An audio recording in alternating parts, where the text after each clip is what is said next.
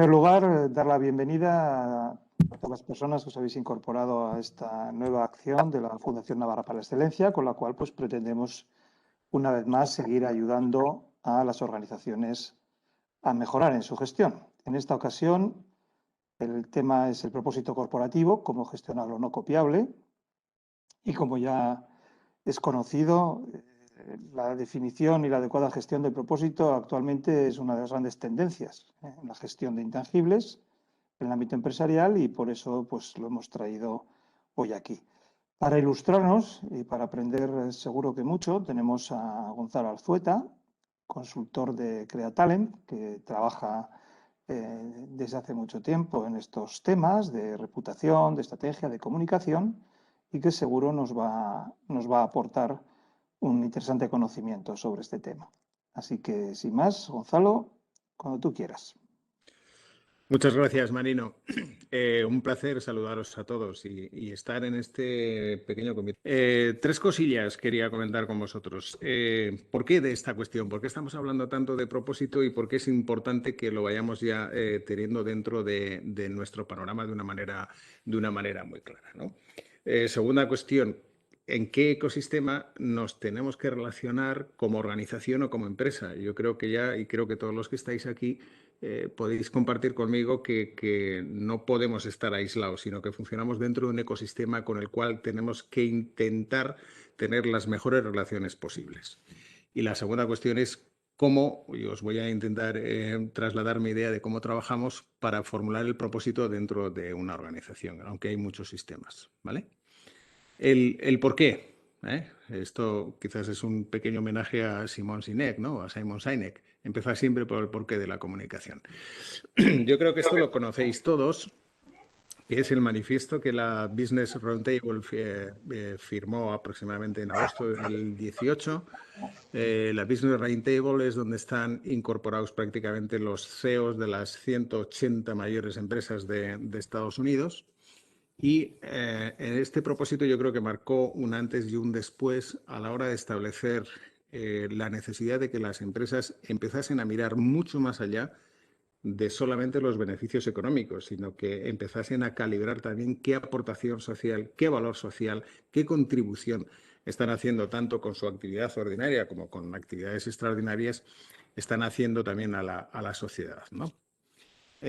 Os traigo a mi amigo Alex Gorky, que es el presidente de esta organización, de esta fundación, pero hoy os lo traigo también porque es presidente de Johnson & Johnson y yo espero que Johnson & Johnson cumpla su propósito corporativo y realmente esa vacuna Jensen que estamos esperando todos pues nos llegue con gran rapidez, ¿no? En su momento, Alex Gorsky decía, esta declaración refleja la mejor forma en que las corporaciones pueden y deben operar hoy. Cuando los CEO y evidentemente toda la compañía y todo el equipo directivo está comprometido a satisfacer las necesidades de todas las partes interesadas, las empresas pueden desempeñar un papel esencial. En este mismo orden, el foro de Davos, ya en el manifiesto del año pasado, era muy claro, ¿no? Al decir que el desempeño debe medirse no solamente por el rendimiento que se da a los accionistas, sino también en cómo logra otro tipo de objetivos más sociales, ¿no? Los objetivos ambientales, sociales y de buen gobierno, ¿no?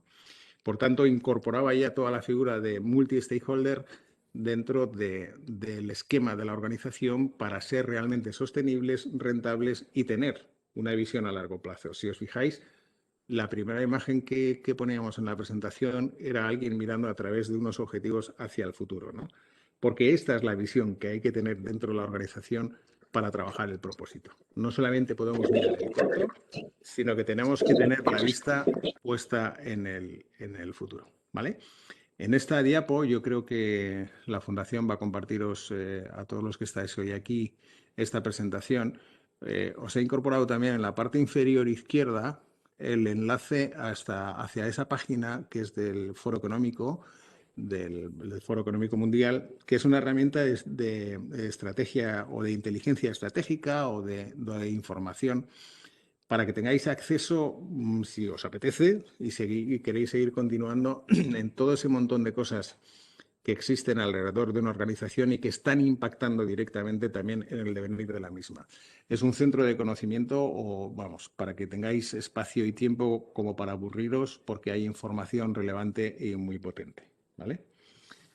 Aquí es donde mi amigo Juan Pablo se va a reír, porque os vuelvo a presentar a mi amigo Larry Fink. Para quien no lo conozcáis, es el CEO, el presidente de BlackRock. BlackRock es uno de los fondos de inversión mundiales que mayor capital moviliza en el mundo. Creo que está presente en alrededor de 6.000, 7.000 empresas en el comité ejecutivo, con presencia de mando, y por tanto es una de las personas que sin lugar a dudas tiene una referencia y una capacidad de influencia en la decisión y en el movimiento de capital hacia determinadas empresas, ¿no? Ya hace un par de años nos decía, la sociedad exige que las empresas, tanto públicas como privadas, tengan un objeto social, ¿vale? Larry Fink, tenéis también aquí en esta diapositiva el enlace, aunque no lo veáis, está en azulito en pequeño, a la carta que prácticamente todos los meses de enero, desde hace 6, 7 años, dedica a todos los CEO de las empresas donde tiene inversiones BlackRock, donde les incide un poco no solamente en cuáles son las tendencias, sino las condiciones en las que su grupo también va a operar, ¿no?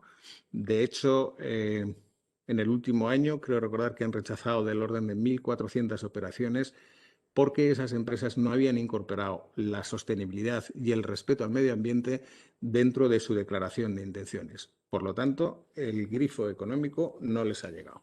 Luego, estamos hablando de algo que en realidad tiene una relevancia y una consistencia, yo creo que bastante potente, ¿vale? Otra de las cosas que decía Larry Fink es que las compañías que logren llevar a cabo su propósito y cumplir con su responsabilidad logran beneficios a largo plazo. Y aquellas que ignoran esa responsabilidad, desde ese cumplimiento con sus obligaciones sociales, en realidad pueden terminar naufragando. Bastante potente. Pero es que además no solamente hay todo un movimiento empresarial o hay todo un movimiento mundial alrededor de tener bien trazado un buen propósito corporativo, entendiendo el mismo como la obligación y el compromiso de cualquier entidad y cualquier organización a aportar valor, a dejar una huella y un legado social. Es que esto es algo que la sociedad nos está demandando. Este es un dato que he extraído del informe del Approaching the Future, realizado por Corporate Excellence. Como sabéis, en esta casa que hoy nos acoge, en la Fundación Navarra para la Excelencia, junto con Creatalent, Corporate y la Universidad de Navarra, organizamos hace ya 2 años y medio una alianza más o menos estratégica para hablar de temas de reputación y para difundir también un poco estos contenidos. Uno de los informes que hace anualmente Corporate de gran relevancia es este Approaching the Future, y en él, en el del año pasado, nos decía, oye, es que hay un 76% de la sociedad que está demandando que sean las propias empresas, las propias organizaciones, los motores del cambio. Esto tiene 2 lecturas.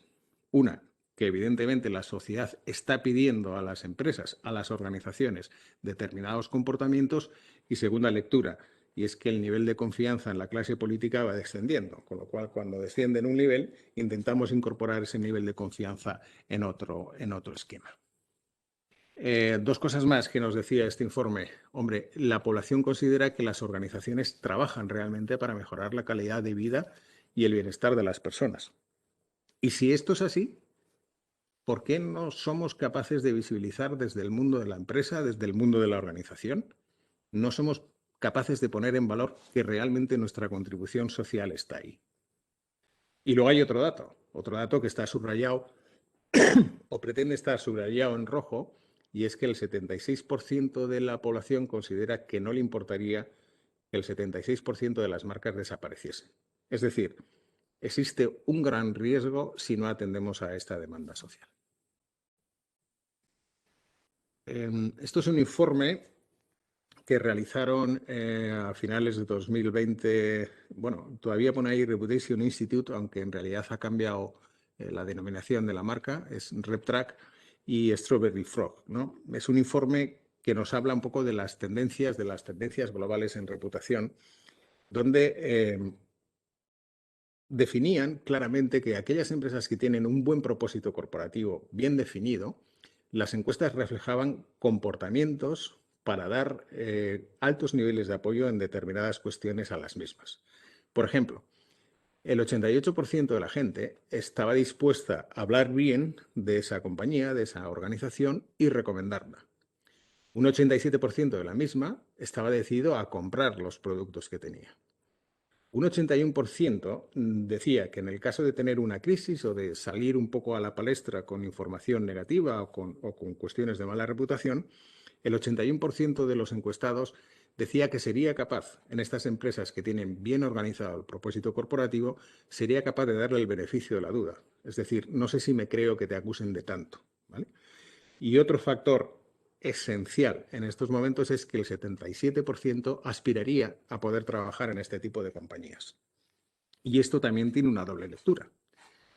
El 77% de esa población, de esos encuestados, decían que son capaces de trabajar en estas empresas, pero es que, y cada vez más las nuevas generaciones lo exigen, necesitan sentirse cómodos no solamente en el aspecto económico o en el aspecto estructural, sino sentirse cómodos en las organizaciones que comparten por lo menos una visión y unos valores con la misma. Es decir, en aquellas que son capaces de incorporar a su propósito corporativo también los propósitos de las personas que conforman una organización. Y esto es un factor muy a tener en cuenta, sobre todo a la hora de intentar retener y captar talento cuando estamos hablando sobre todo de personas con cierta especialización. Hay otro informe que es de la consultora Millen Brown, que se llama Brand Premium o Marcas Premium, donde decía que las empresas que tienen un buen propósito y además lo activan y lo viven, tienen 5 veces más capacidad de capturar cuota de mercado, 4 veces más de poder generar valor también en un mercado futuro, son capaces de vender un 13% más caro que su competencia y aquellas que están cotizadas en bolsa hasta incrementan su valor un 28% más que las que no tienen este factor determinante. Luego yo creo que son factores que deberíamos tener un poco en cuenta. Nigel Hollis, que es el CEO de esta empresa, de Emilia World, concretamente creo que es vicepresidente, venía a decir, y os lo voy a leer textualmente, que el propósito definido como la piedra angular en la que se dota de sentido y dirección a una marca es esencial. Y decía, cualquier marca, empresa, compañía, organización, con una falta de propósito hoy en día, debe considerarse como una commodity, es decir, una marca indiferenciada. Yo creo que son datos o aportaciones que nos hacen ver por qué estamos hablando tanto de propósito corporativo y por qué lo tenemos que poner un poco en valor dentro de las organizaciones. Repito, como he comentado antes, que si alguien quiere intervenir, sentiros libres de hacerlo en cualquier momento. ¿Por dónde empezaríamos? Que esta es la gran cuestión, ¿no? ¿Por dónde empezar a trabajar el propósito corporativo dentro de una organización? Primero, tenemos que ser muy conscientes de que el propósito no es sino la identidad de la organización, nuestro ADN y aquello que finalmente nos hace únicos, distintos, diferentes, y que son muchos conceptos, muchos criterios los que abordan o que apuntan, digamos, en esta organización. Apunta la cultura, apunta el estilo de liderazgo, apunta cómo cuidamos a nuestro entorno y a nuestros trabajadores, apunta qué nivel de relaciones tenemos con nuestros grupos de interés, cómo los cuidamos, cómo fortalecemos alianzas, cómo somos capaces de tener también una cierta inteligencia competitiva que nos permita abordar aquellas novedades que la sociedad también exige y, por tanto, cómo incorporamos también a nuestros clientes en la parte central, en el core de nuestra organización. Si os fijáis, no sé si se ve muy bien en la presentación, pero en la parte inferior derecha tenemos un pequeño gráfico, perdonadme, es nuestro, es de Creatalent, que le vamos a hacer, donde nosotros establecimos también cuando trabajamos un poco en el propósito corporativo de nuestra organización, con qué 3 elementos esenciales conjugábamos para llegar a la definición del mismo. Yo no sé si lo veis bien, pero un círculo dice valores, otro círculo dice visión y otro círculo dice propósito. Y hay un espacio central que, digamos, un poco definiría con la configuración de estas tres áreas, con la confluencia de las mismas, definiría un poco ese espacio central sobre el que nos tenemos que trabajar y abordar.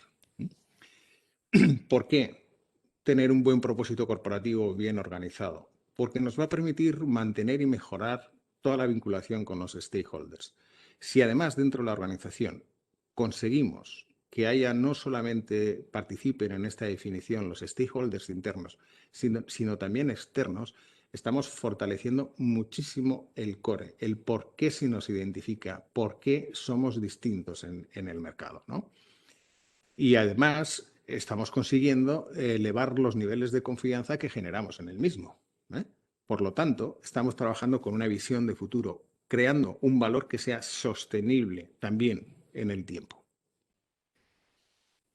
Evidentemente, cuando tenemos el propósito corporativo bien instalado en una organización, nos debe servir de marco de referencia estratégica, es decir, todas las líneas estratégicas que vayamos configurando en nuestra empresa, en nuestra organización, deben beber un poco de la fuente del propósito corporativo y estar perfectamente alineadas en ese sentido, para tomar decisiones y para implantarlo y vivirlo. Es decir, que no se quede solamente en una declaración de intenciones, sino que realmente impregne la actividad diaria de nuestra organización.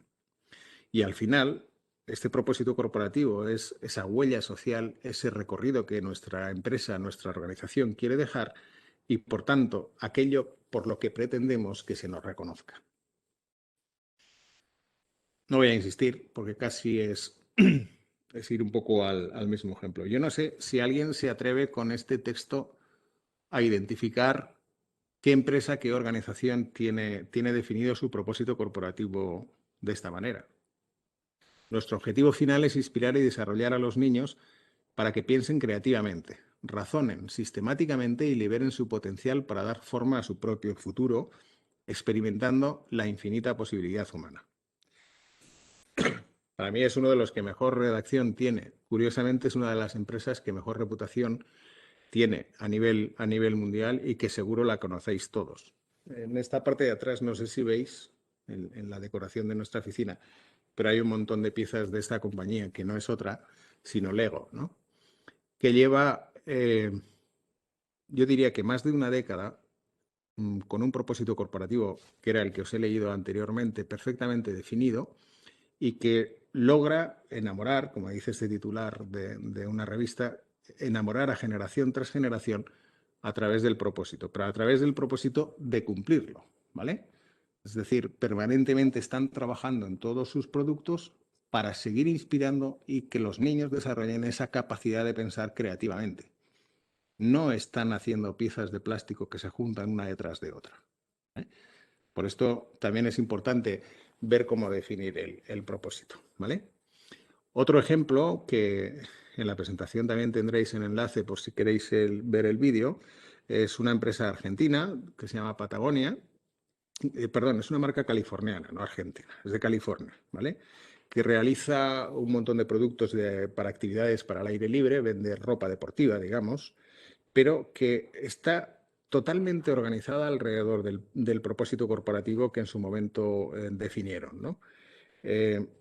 Promueve la economía circular, trabaja muy de cerca con todos sus grupos de interés, promueve también la reparación y reutilización y reciclaje de las prendas y destina permanentemente el 1% de sus ventas y el 100% de las ventas del Black Friday a promover diferentes acciones sociales.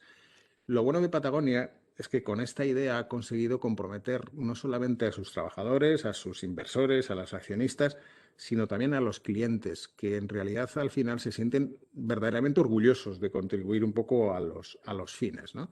Con lo cual, este propósito está permanentemente permeabilizando toda la organización y de alguna manera supone construir esa idea que yo os decía, esa sostenibilidad en el largo plazo, ¿no? Este es otro ejemplo de una empresa española, es de las grandes, es Iberdrola, que también os lo pongo porque creo que merece la pena que le echéis un vistazo a su página web, cuyo enlace os añadiré también en esta presentación, porque realmente lo han trabajado, por lo menos a nivel teórico, de una manera muy consistente, todo lo que son los valores y el propósito. Si os fijáis, el propósito corporativo está muy cerquita de los valores, es decir, nace de los mismos, porque una organización sin valores quizás es una organización que no aspira a ser querida. Ahí lo dejo. ¿Qué resultados podemos recibir cuando tenemos bien formulado y bien vivido dentro de la organización nuestro propósito corporativo? Pues en realidad aquellos resultados de los que trabajamos un poco en reputación solemos hablar siempre, ¿no? Hacernos adquirir la confianza que el sector, que los grupos de interés que tenemos a nuestro alrededor nos otorgan. Por tanto, mejorar nuestra legitimidad para operar, la capacidad de operar en ese entorno, tener una cierta posición de autoridad que no de poder, es decir, algo que se nos reconoce por el mismo, y seguimos incrementando también el valor de la compañía. Luego os daré algunos datos que son bastante consistentes. En ese sentido, es más fácil tener mayor rendimiento en las acciones comerciales, reducimos muchísimo a mejor propósito, mejor nivel de confianza con nuestros grupos de interés, reducimos las incertidumbres en cualquier tipo de transacción de la empresa, en cualquier tipo de comportamiento y evidentemente estamos fidelizando dentro de la medida de lo posible, porque ya sabemos que cada vez la fidelización del cliente, del consumidor, es más complicada, por no decir que es más difícil, y las conductas asociadas, ¿no? Como pueden ser la intención de compra y de recomendación. También nos sirve para establecer determinadas barreras psicológicas para la competencia, mejora y mucho la capacidad de atracción y retención del talento. Las empresas con buen propósito corporativo atraen más talento y retienen mejor el talento. Y como os decía antes, esa capacidad de poder ser más caros o vender a más precio que el resto de la competencia. Os traigo una idea aquí para que la veáis, ¿no? Este es Ángel Alloza, que es el CEO de Corporate Excellence.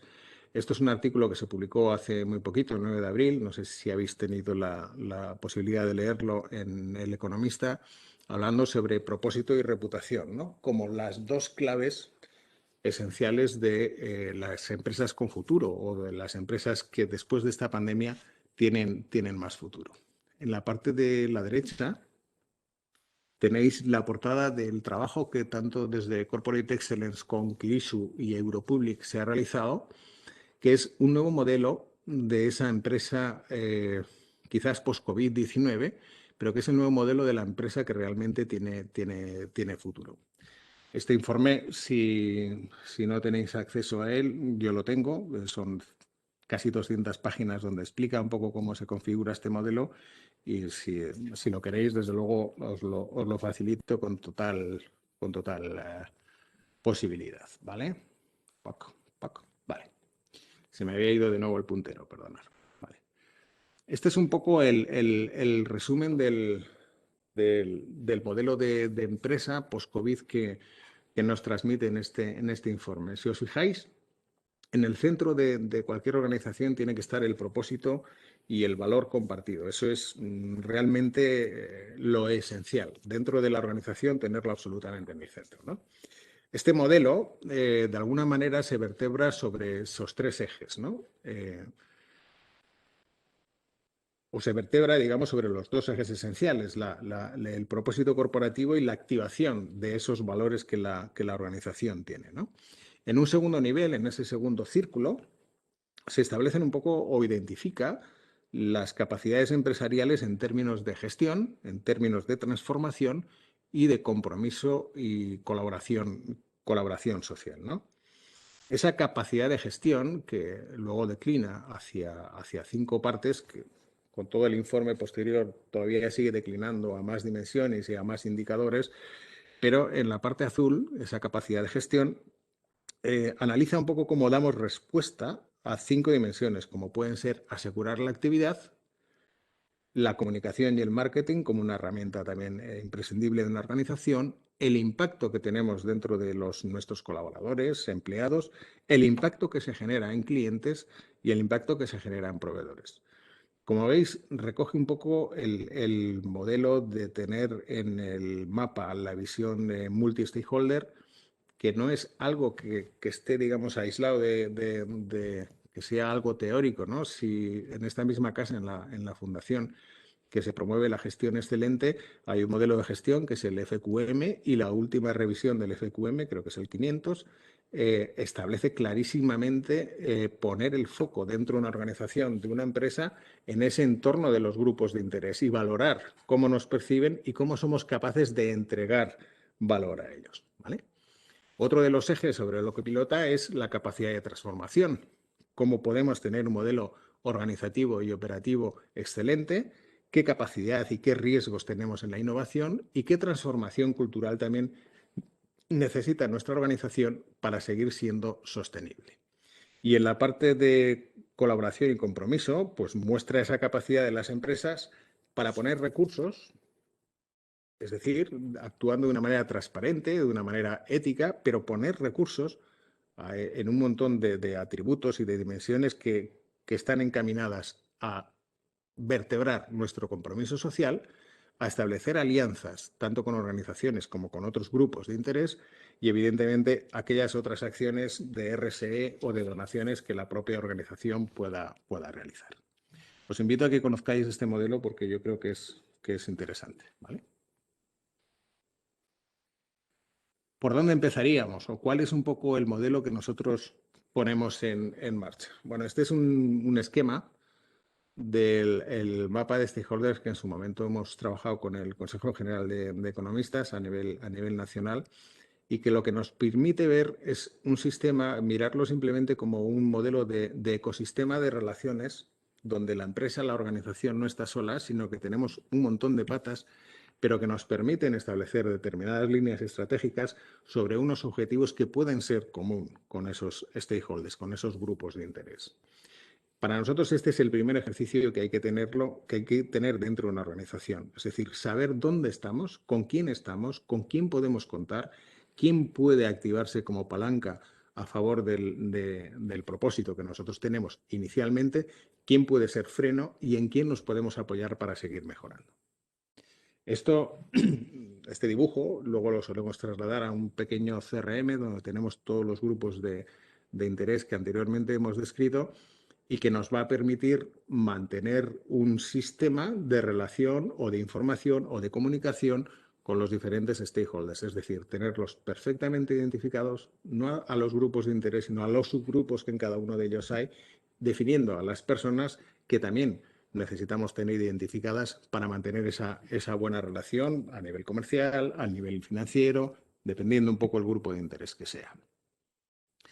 ¿Cuál es la pregunta que nos tenemos que hacer cuando estamos trabajando o cuando estamos ideando el propósito corporativo de una organización? Pues la pregunta esencial es ¿qué hacemos y qué queremos hacer como organización?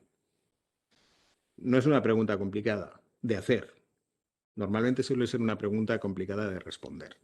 Pero es la primera pregunta que tenemos que hacernos, sin lugar a dudas. La segunda cuestión es, oye, ¿eso qué hacemos? Y el cómo lo hacemos y por qué estamos haciendo lo que estamos haciendo y no otra cosa y de la manera que nosotros estamos haciéndolo, es decir, cómo nuestra forma de ser, nuestra forma de hacer contamina el producto que nosotros contamina en el sentido positivo, entenderme, el producto que nosotros estamos vertiendo en el mercado y por qué eso es importante. Y si tenemos la respuesta de por qué eso es importante, la escribimos.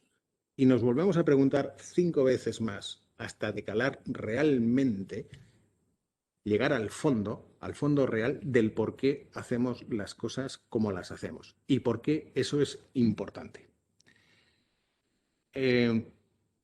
Después deberíamos escribir esa respuesta, si hemos llegado a ese fondo, de la manera que esté impregnada de la personalidad, de la cultura de la empresa, de nuestra manera de ser. Es decir, tiene que ser una respuesta o una formulación creíble y consistente.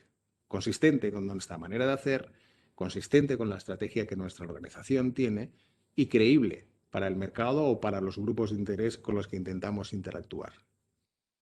La gran pregunta también que nos deberíamos formular es ¿qué pasaría en el mercado? ¿Qué pasaría en el entorno en el que nosotros nos estamos moviendo si realmente no existiéramos? si nosotros queremos trascender un poco más allá de los intereses de la propia organización para incorporar a los mismos al valor o al interés que tienen nuestros stakeholders, ¿qué pasaría si no existiéramos? Si no pasa nada, es que igual no tendríamos razón de ser.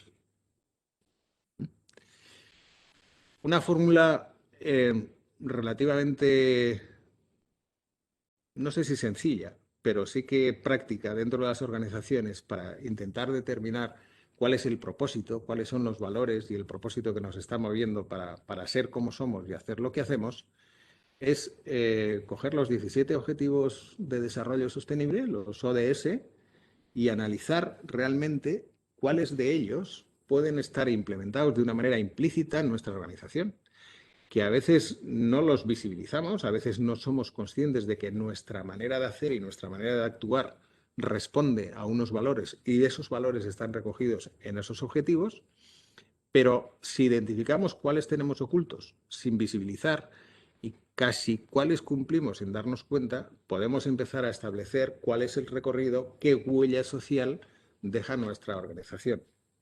Hace un par de semanas, hablando con un CEO de una empresa de aquí, que además es un ejemplo, yo creo que de la labor también de la Fundación Ahora para la Excelencia, que es Mutua Navarra, me decía Juanma Golostiaga, hombre, la primera reflexión que hicimos nosotros de los ODS es que cumplíamos todos menos el 14, que es el de vida submarina. Y luego hicimos el chiste de que tendríamos que recuperar la playa de Fuenterrabía para nosotros, ¿no? Para poder cumplir también este objetivo de desarrollo sostenible.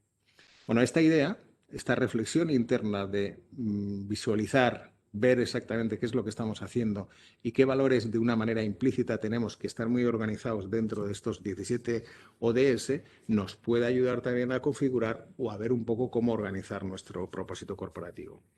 Yo no sé si esto os puede parecer o no un primer ejercicio de contribución social, pero realmente si contribuimos contra alguno de los objetivos de ODS, probablemente estemos dejando una huella social que no hemos sido conscientes de que la estamos dejando y que sí nos puede permitir visibilizarla de cara al exterior. Evidentemente, otra manera de hacerlo es si conseguimos que haya determinados grupos de interés que vincular a la realización de este propósito, va a ser esencial. Los accionistas, seguro, no podemos ir en contra de los accionistas, los colaboradores y las personas que forman dentro de nuestra organización, sin lugar a dudas, y nuestros clientes de una manera casi imprescindible. Y tenemos que comunicarles el por qué estamos haciendo lo que hacemos y no hacemos las cosas de otra manera, sino que la hacemos a la nuestra, que será buena o mala, pero es a nuestra manera. Eso evidentemente nos va a permitir seguir generando confianza y por tanto generar diferenciación, ¿vale? Estas 5 líneas serían un poco los 5 componentes que deberíamos de tener en cuenta a la hora de formular el propósito.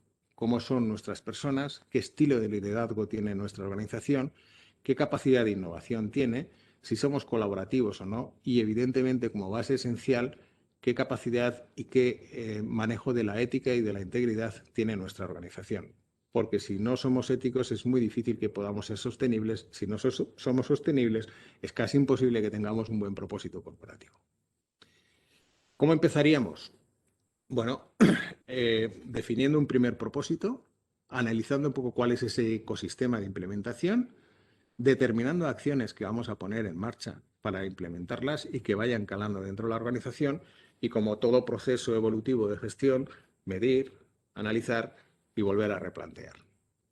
En ese ecosistema hay 10 puntos que deberíamos tener un poco en cuenta. ¿Cuál es nuestra cultura de organización? Si es necesario cambiarla. ¿Qué intereses y qué afinidad tienen los accionistas de una compañía? Evidentemente son los dueños, luego por tanto tienen que estar convencidos en que este modelo es el que realmente les hace pervivir en el futuro. ¿Hasta qué punto podemos integrar a los trabajadores, los colaboradores y directivos dentro de esta idea? Analizar qué otros grupos de interés podemos intentar activar para ayudarnos a formular un propósito corporativo compartido, tener un esquema de cómo vamos a funcionar con ese propósito y cómo va a integrarse dentro de la organización, analizar incluso qué tipo de incentivos puede suponer poner en valor los valores de la organización, no solamente incentivos económicos, sino de otro tipo, gestionar los posibles conflictos que nos podemos encontrar con diferentes intereses de diferentes grupos de interés, de diferentes stakeholders. Quizás nos tiene que hacer pensar un poco si la estructura, si el organigrama que tenemos dentro de nuestra organización debe ser un poquito más permeable, debe ser más de abajo arriba, de arriba abajo, es decir, más transversal, más horizontal, y evidentemente seguir y tener algún responsable dentro de nuestra organización que sea un poco el vigía de que estamos cumpliendo y que estamos implementando el propósito. ¿Vale? Claves. Asumir solo aquellos compromisos que se puedan cumplir. Antes, casi al principio de esta charleta, antes de que os conectaseis todos, estábamos hablando, ¿no? Que se habían levantado alguna expectativa con este webinar. Espero que no sean muy altas, porque si no, habré levantado expectativas falsas. Tener, sin lugar a dudas, el mayor compromiso, la mayor capacidad de que sea compartido ese propósito por toda la organización. Esto implica que tenemos que establecer determinadas herramientas para formular el propósito, no verticales de arriba abajo. Porque ¿cuántas empresas conocéis que a la hora de reformular su estrategia dicen casi como Groucho Marx, ¿no? Estos son mis principios y si no te gustan pongo otros? Eso no es vivir los valores, no es vivir el propósito corporativo. Luego, por tanto, sobre todo en organizaciones relativamente manejables, es muy fácil aflorar el propósito corporativo, los valores, los propósitos individuales que confluyen con el propósito de nuestra organización para poder levantar el edificio, digamos, de abajo arriba. Y evidentemente no nos tenemos que quedar en la definición. Hay que activarlo con acciones. Si no, no tiene sentido. Y como siempre, suelo recordar que hay que ser coherente entre lo que se dice y lo que se hace. He visto que me habéis interrumpido mucho. Yo simplemente dejo aquí que creo que como continuidad a este webinar teníamos la posibilidad de hacer un taller práctico para seguir hablando de esto. Y yo, si os parece, callo, os escucho y os doy las gracias porque habéis sido muy pacientes conmigo. ¿Alguna pregunta? Buenas tardes, soy Rafael, soy director de un colegio pequeñito con un potencial grandísimo. Claro, pues este valor, ¿no?, de lo incopiable en los colegios tiene pues un valor grandísimo, ¿no? Entonces, me veo en la tesitura, ¿no?, de ver que los padres van por un lado, el colegio va por otro, los profesores van por otro, ¿no? Entonces, ¿qué estrategia de inicio podría tener para ir uniendo, ¿no?, para ver que el propósito supuesto del colegio, con esa visión, ¿no?, y esa misión, se vaya unificando, ¿no?, en todos entre todos los grupos? ¿Por dónde podría empezar? Gracias, Rafael. Yo te diría, primero empieza por dentro, es decir, por tu grupo de interés más próximo, que son los trabajadores que tienes en el colegio, ¿eh? Los profesores, los que no son docentes, todos los trabajadores, e intentar agrupar en ellos un pequeño decalaje de cuáles son los valores que estáis viviendo, ¿vale? ¿Por qué digo esto? Siempre este movimiento tiene que ser centrífugo, desde dentro hacia afuera. Si dentro no compartimos una serie de valores y un propósito, es muy difícil que vayamos impregnando a grupos de interés exteriores, ¿vale? Si dentro de ese ejercicio reflexivo, que si quieres lo podemos comentar más en privado, nosotros tenemos organizados y tenemos modelizados algunos talleres, alguna manera de trabajarlo esto de una forma un poquito transversal. Puedes incorporar también, por lo menos, a los padres que supongo están representados en la asociación de padres, en la asociación correspondiente del colegio, mejor que mejor. Pero evidentemente lo primero que hay que hacer es intentar saber por qué van los hijos a vuestro colegio. Es decir, por qué deciden los padres. Hay muchas razones, ya sé que tampoco es muy difícil, o sea, también es difícil, ¿no?, establecer un criterio de libertad 100% de elección del centro educativo. Creo que hay veces otros factores que te atraen a la gente por otras diferentes cuestiones, ¿no? Pero evidentemente, cuanto más intentes integrar a la gente que está más próxima dentro de una misma idea, mejor. Formas de trabajarlo, sobre todo escuchar. es que hay que preguntar, oye, tu hijo, ¿por qué lo trajiste a este colegio? ¿Qué es lo que te movió? ¿Qué es lo que te mueve para traer aquí, ¿no? Y a partir de ahí intentar integrarlos. No es fácil sobre todo, y esto son realidades que tenemos que hacerlas visibles, porque son así, cuando los padres en muchas ocasiones, y voy a poner la primera persona del plural, hemos dejado en manos de colegio demasiado a nuestros hijos. Es decir, llevamos a los hijos al colegio y el colegio se tiene que encargar 100% de la educación, ¿no? Y quizás hay parte de la educación que hay que hacerla en casa y en la familia que quizás se está perdiendo. Entonces, en determinado momento podemos encontrar que ahí hay un choque de visión, un choque de valores, ¿no? Pero vamos, yo empezaría por escucharles, por intentar hablar con ellos, por intentar tener, no sé si a modo de encuesta, etcétera, etcétera, alguna herramienta de escucha activa que te permita por lo menos palpar un poco qué es lo que sienten e intentar integrarlos en diferentes acciones. Luego podéis tener dentro del colegio, yo qué sé, presentaciones que no la haga un profesor, sino que la hace un padre. Es una manera de visibilizar también que a los padres les dais un valor dentro de la organización, padres y madres, evidentemente, y que tienen dentro del colegio una capacidad de acción también más allá de asistir de vez en cuando a una reunión. No sé si te ha ayudado en algo. Sí, no, muchísimas gracias. Gracias, Gonzalo. ¿Alguna otra pregunta? Yo tengo una reflexión. Soy Carmen Adelante. Díaz de Rada. Adelante. Sí, o sea, tenemos ya encima de la mesa el estado de información no financiera que ya va a aplicar a las empresas que tienen más de 250 empleados. Llevamos ya tiempo escuchando, hablando, trabajando sobre la sostenibilidad, pero realmente sí que existen algunos frenos y cada vez más, porque como cada vez se habla más de esto, yo me he encontrado en diversos foros que la gente muchas veces se piensa que esto es una moda, ¿no? Por otra parte, muchas veces se trabaja simplemente para cubrir el expediente. Vamos a cumplir con la ley, llegamos a los mínimos. Claro, es una pena, ¿no? Una vez que te pones con toda tu maquinaria en marcha, ¿cómo hacer que la organización realmente se lo crea? Esa es la cuestión. Pues venía, yo creo que sí, gracias Carmen. Es preguntas de examen, ¿eh? O sea, hoy son preguntas de examen absoluto. Para que una organización se lo crea, tiene que sentirse responsable de ello. Es decir, si cuando nosotros, porque entiendo que te refieres dentro de una organización internamente, no con los grupos de interés externos, ¿no? A los cuales, evidentemente, con comunicación, etcétera, etcétera, tienes que ir trabajándolo, ¿no? Claro, yo me refiero más internamente, porque externamente veo sí. que ha calado muchísimo por los jóvenes, por ejemplo, esto lo tienen súper interiorizado, pero es más dentro de la organización, o incluso que vean el rendimiento, ¿no? Claro, claro. Bueno, el rendimiento evidentemente se va a ver cuando, por política propia de transparencia de la organización, se informe de ese balance también de intangibles, ¿no? Y de qué valor está aportando a la organización. Pero para que alguien consiga tener algo como compartido, debe sentirse responsable de la acción. Me explico.